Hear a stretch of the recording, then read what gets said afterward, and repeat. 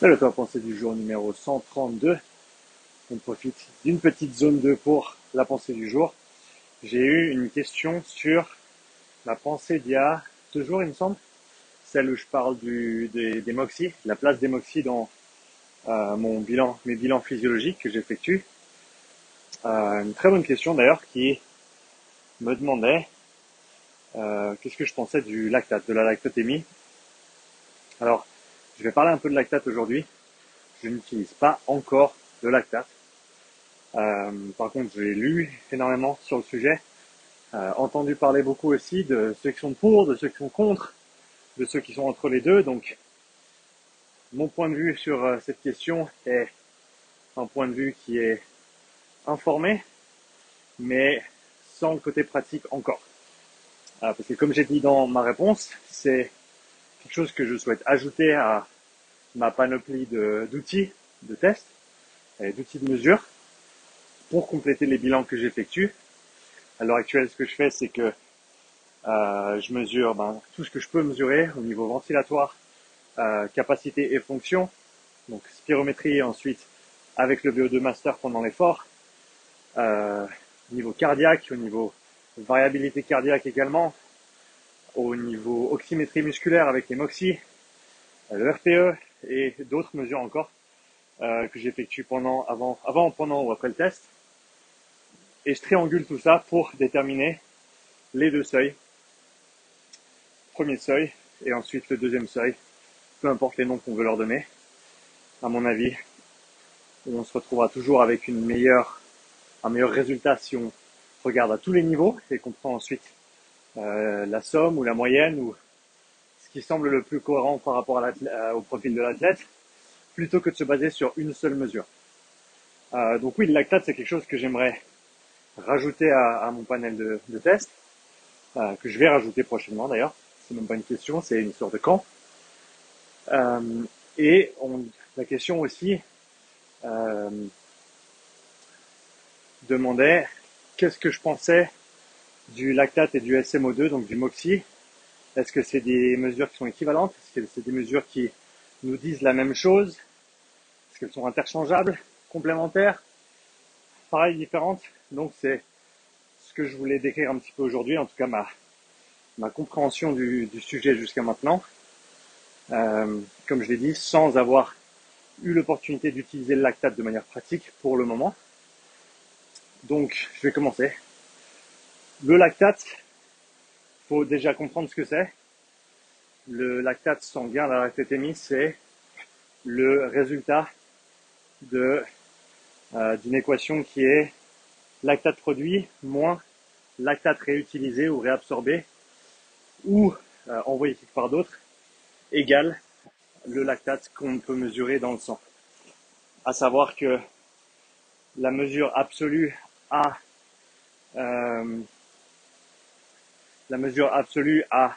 des aspects négatifs ou des défauts dans le sens où ça peut être grandement influencé par la nutrition, par d'autres facteurs comme la fatigue, la température également.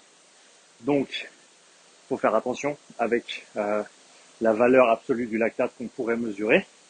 Encore une fois, c'est ma compréhension de l'état des choses actuelles. Il faut faire attention avec ça, avec cette valeur absolue, du fait qu'elle peut être influencée par tous ces paramètres-là. C'est aussi un paramètre qui prend du temps à se stabiliser au niveau métabolique, parce que voilà, encore une fois, si on commence un effort à une intensité donnée, au-dessus du premier seuil, là où on va pouvoir trouver des mesures au-dessus des valeurs au repos, proche du premier seuil ou au-dessus, et si on prend une mesure 1 minute après le début d'une certaine intensité d'effort, ou 4 minutes après, ou 5 minutes après, on n'aura pas les mêmes chiffres. Étant donné que ça peut prendre un petit peu de temps pour se stabiliser. Parce que le lactate qui est produit de manière, on va dire, instantanée au début de l'effort, potentiellement, surtout à des intensités plus hautes, peut ensuite être réutilisé, recyclé, mais ça peut prendre du temps avant que les niveaux redescendent. Donc, il faut avoir conscience de ça. Donc, il faut des temps de travail qui soient assez longs pour permettre cette stabilisation métabolique. de ce que j'ai vu et entendu, entre 3 et 5 minutes. En tout cas, au-dessus de 3 minutes, c'est idéal, c'est mieux. Personnellement, j'utilise des intervalles de 4 minutes, donc je pense rester sur ces intervalles-là, même une fois que je fais la transition au lactate. C'est peut-être pas idéal, mais voilà, faire des paliers de 10 minutes, ça prend du temps. Et pas tout le monde a 2 heures à dédier à un test. Donc ça, je pense que c'est quelque chose à prendre en compte. Après, il y a aussi beaucoup de moyens différents, de calculs différents qui peuvent être appliqués à une mesure de lactatémie pour trouver les points d'inflexion, déterminer son premier et son deuxième seuil. Ça rajoute un petit peu de complexité. Je mettrai le graphique juste là, parce qu'il est assez parlant de lui-même. Quand on parle des différentes manières de trouver ces points d'inflexion. Donc, à mon avis, le lactate, il peut être utilisé pour quantifier une certaine réponse à une intensité d'entraînement. Mais encore une fois, idéalement utilisé pour déterminer ce premier seuil, à mon avis. C'est là, on monte un peu les watts, c'est là où il va être le plus applicable et le plus utile à mon avis. Ensuite, question, est-ce que c'est la même chose que le SMO2?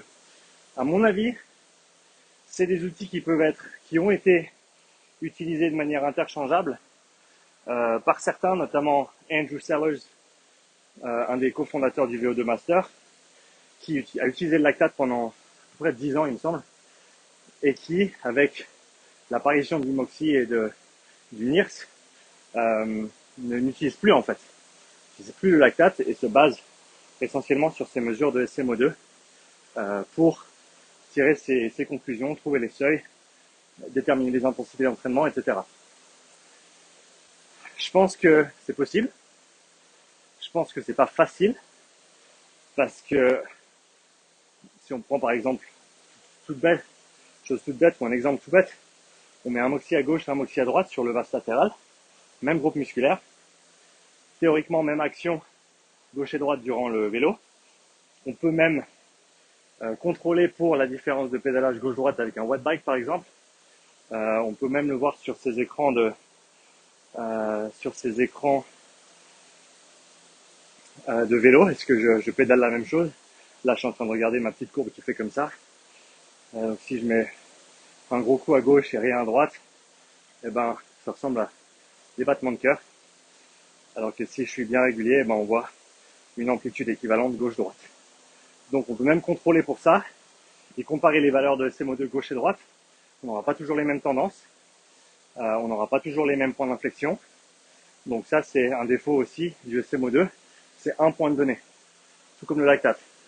Là où ça devient intéressant à mon avis, c'est quand on commence à rajouter plusieurs unités MOXIE, et là on a plusieurs points de données dans plusieurs groupes musculaires différents, autant impliqués que non impliqués. Et là, je pense qu'on peut commencer à voir des tendances très très intéressantes qui peuvent nous informer quant à l'emplacement de ces différents points d'inflexion, premier seuil, deuxième seuil. Notamment, le premier seuil, il est assez clair sur les muscles impliqués, et le deuxième seuil est très clair au niveau du muscle non impliqué. Donc un avant-bras pour un coureur, une épaule, épaule sur un vélo par exemple. Il y a d'autres, un mollet sur un kayaker. Par exemple, j'ai testé Rudy Koya récemment sur son ergo kayak. On avait un moxie sur chaque mollet. Ils ne sont pas vraiment utilisés pendant l'effort. On voit bien le point d'inflexion sur ce deuxième seuil au niveau des mollets. Très intéressant. Et c'est quelque chose que j'ai pu répliquer quasiment à chaque fois que j'ai effectué des tests et que j'avais une mesure de muscle non impliqué, de voir cette transition d'une homéostasie métabolique systémique, on va dire, vers la perte de cette homéostasie systémique, qui est donc la définition de ce deuxième seuil, où on passe d'un état stable à un état non stable, où on va se précipiter vers l'échec, vers la VO2 max, vers la fréquence cardiaque max, quoi qu'il arrive. Donc ça, c'est assez parlant. Donc, est-ce qu'on arrive à extraire des seuils du SMO2? Oui, mais encore une fois avec un petit bémol. Plus on a de mesures, plus on pourra être précis. Et encore une fois, j'aime pas baser mes interprétations sur une seule mesure, sur un seul point de données. Je recoupe tout ce que j'ai et ça me permet d'avoir quelque chose d'assez précis. Et je pense que je pourrais encore mieux faire mon travail une fois que j'aurai le lactate qui s'ajoutera à toutes ces autres mesures que j'ai déjà. Je pense que le SMO2 a, au-delà de définir des seuils, a plein d'autres avantages parce que voilà, si on le met sur un muscle impliqué, c'est une mesure au niveau local, c'est une mesure de ce qui se passe, une mesure d'utilisation d'oxygène, une mesure de capacité vasodilatoire également. Là, si on veut, sur le premier, ce serait sur la pente de la courbe de désaturation, pente de désaturation, et au niveau vasodilatoire, pente de resaturation. Et si c'est pas clair, il faut y penser de cette manière-là. Au début d'un effort, les systèmes cardio-respiratoires qui sont chargés d'apporter, de livrer l'oxygène aux muscles, à la périphérie, ils sont pas encore engagés. Alors certes, ils s'engagent assez vite, dès le début de l'effort, par plusieurs mécanismes dans lesquels je ne vais pas rentrer maintenant. Mais ce qu'on voit en gros, c'est à sa premier instant de l'effort, c'est là où on a le plus grand déséquilibre entre l'utilisation au niveau local et l'apport au niveau systémique. Parce que virtuellement, on a l'apport de base au niveau de repos, mais on n'a pas un apport qui est proportionnel à la demande. Parce que la demande précède la réponse des systèmes cardio-respiratoires, ou de l'engrenage cardio-respiratoire. Et donc c'est là où on voit cette pente de désaturation très, très abrupte qui voilà, nous informe quant à la capacité d'utilisation d'oxygène du muscle. Les travaux d'Evan Pycon pointent dans ce sens-là également. Et ensuite, si on regarde l'autre versant, quand on arrête l'effort et quand cet oxygène remonte en pente, bien abrupte également, et ben qu'est-ce qu'on a? On a simplement un arrêt quasiment complet, si on est bien coordonné au niveau neuromusculaire bien sûr, un arrêt quasi complet de l'utilisation d'oxygène. Et on a par contre cet engrenage cardio-respiratoire qui est encore en train d'apporter l'oxygène. Il y a une vasodilatation importante au niveau du système vasculaire, microvasculaire également. Et donc c'est là où on voit sur cette pente de resaturation la capacité vasodilatoire. En sachant que plus la capacité vasodilatoire est haute, plus cette pente va être pentue. Si vous avez si t'as le bon mot, tu m'aides un petit peu dans les commentaires. Merci d'avance. Plus ça remonte vite, et plus vite tu vas récupérer tes niveaux de base de SMO2 si tu as une bonne vascularisation et capacité vasodilatoire au niveau de cette microvasculature. Donc sans m'écarter trop, le MOXIe permet de mesurer ça, le lactate ne le permet pas. Parce que le lactate, c'est pas une mesure à un instant T.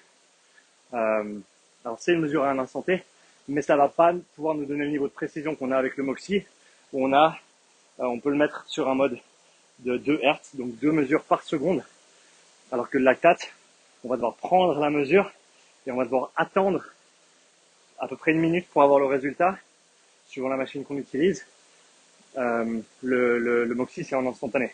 En plus, et pour revenir sur le lactate, en plus du fait qu'il y a ce temps de latence pour l'équilibrage de la lactatémie, qui fait que, suivant à quel moment on prend la mesure par rapport au début de l'activité, on n'aura pas les mêmes chiffres. Donc je pense que c'est des outils qui sont quand même très différents. Rien qu'avec ce que je viens d'apporter là, à mon avis, le SMO2, le MOXIe prend le dessus. Si on avait un outil à choisir, du fait de la multitude de façons dont on peut utiliser ce MOXIe, là j'ai parlé de 2 ou 3 choses qu'on pourrait faire avec. Il y en a plein d'autres. En termes de travail de renforcement aussi, travail d'hypertrophie, autorégulation, échauffement. Enfin, il y a énormément de choses qu'on peut faire avec. Et donc je pense que c'est un outil qui prend quand même le dessus par rapport aux mesures de lactate. Encore une fois, je le répète, je n'utilise pas actuellement le lactate, je ne l'ai jamais utilisé, je l'ai recherché mais je n'ai pas utilisé, donc à prendre avec un grain de sel ou un grain de sable comme on dit, mon argument, ma position sur la question. Je me réjouis de rajouter le lactate à mes mesures parce que je pense que ça va compléter le panel que j'effectue déjà. Mais je pense que en isolation, pris tout seul, voilà, ça reste un point de données. Et plus on a de données, plus on arrive à être sûr de ce qu'on avance. D'où l'importance, à mon avis, d'avoir plusieurs points de repère et pas un seul sur lesquels on base nos interprétations pendant un bilan physiologique. Donc voilà ma réponse. J'espère qu'elle est complète sur les similitudes et les différences entre le SMO2, le MOXIE et le lactate. Si toi tu utilises le lactate ou tu as longtemps utilisé le lactate, je serais très reconnaissant et content de voir ton commentaire sous cette vidéo. Corrige mes propos avec grand plaisir. Si j'ai faux, faut me le dire. J'ai pas la science infuse et surtout avec un outil que j'ai pas encore eu l'occasion d'utiliser. Donc, si tu as de l'expérience avec ou si tu as plus de connaissances que moi sur le sujet, vas-y dans les commentaires. Dis-moi là où j'ai faux. Dis-moi si j'ai juste aussi sur certains points parce que ça m'intéresse d'avoir ton point de vue, comme toujours. Quoi qu'il arrive, n'oublie pas de t'abonner à la chaîne si c'est pas déjà fait. N'oublie pas de me laisser un petit like parce que ça m'aide beaucoup. Et je me réjouis de lire ton commentaire. À bientôt pour une nouvelle pensée du jour. Ciao.